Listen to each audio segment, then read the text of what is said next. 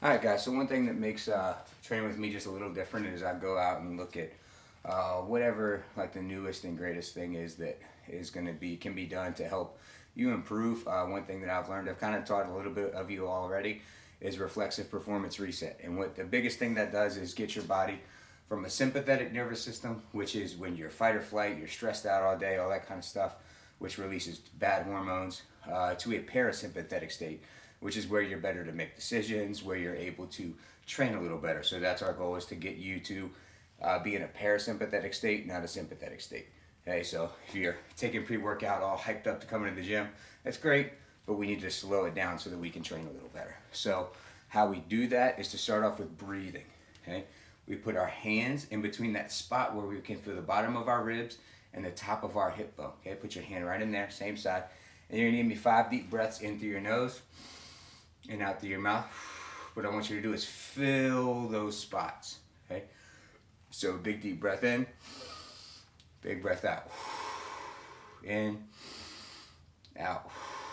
And you're trying to push your stomach out, sides out, and back out. Think of a big balloon down under your ribs. Good diaphragmatic breathing, but we're going all the way around, just not a big yingling belly. Okay, go.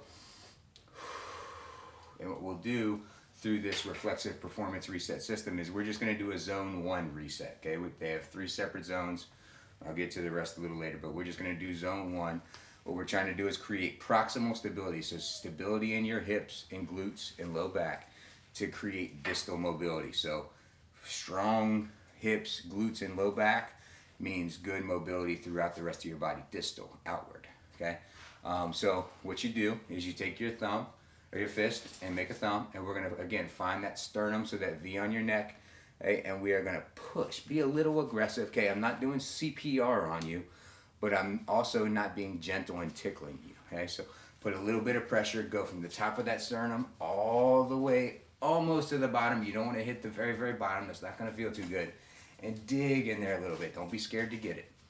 Okay, and then I'm going to take my hand again. We want to do all this for about 20 seconds. So 20 seconds here, 20 seconds on the next one, which we want to take your fingers, hook them like a fish hook. Okay, and I'm going to take my ribs and I'm going to go right under them and get the very bottom of my ribs and break up that fascia just a little bit, so it should look like a Y. Okay, bottom of your ribs and collarbone. 20 seconds, 20 seconds. Really dig. Don't be scared. Okay, now the next one is going to be for our psoas, which is a muscle that's a little hard to find. So I want you to take 2 fingers, put them on your belly button. You go to about 1 inch to 1.5 inches out, and then 1 inch to 1.5 inches down. If you have trouble finding that muscle, push in a little bit, okay, and then take your leg and kind of just leave it straight, but kick. And when you do that, that muscle is responsible for hip flexion. So just like your bicep squeezes when you curl, that muscle squeezes when you do this. So if you feel that, you found it.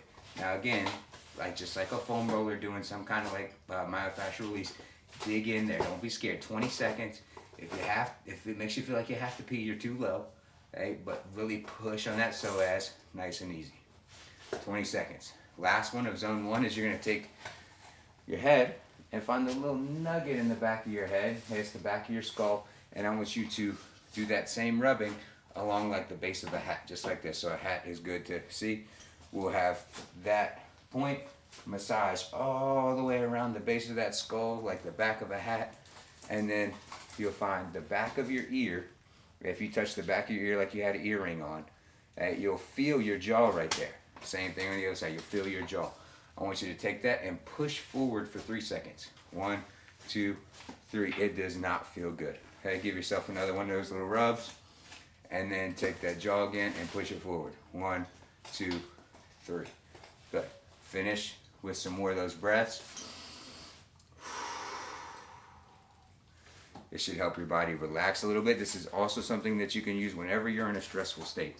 Okay, doesn't just have to be in the gym. Whenever your body's feeling stressed, and you're in a state where you feel like it's fight or flight kind of mentality, go ahead. The breathing does a lot already, but then doing the little resets will also go a long way too.